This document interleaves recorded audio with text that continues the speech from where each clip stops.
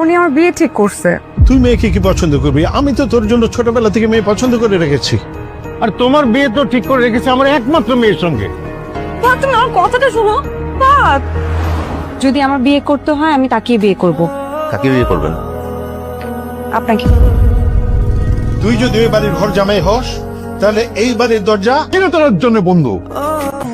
আমার ছেলেটা অনেক অভিমান করে চলে গেছে। আমি বাবার ডিসিশনে রাজি হয়ে বিয়ে করলাম, কিন্তু এখনো কিছু মেনে নিতে পারছি না। ভেতরে আসতে বলবে না?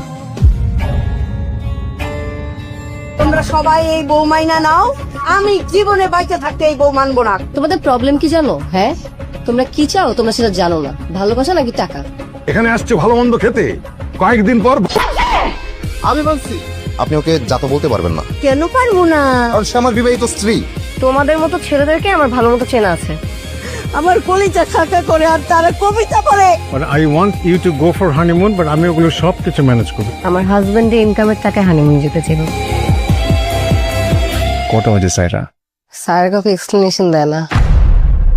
আমি পছন্দ করি না।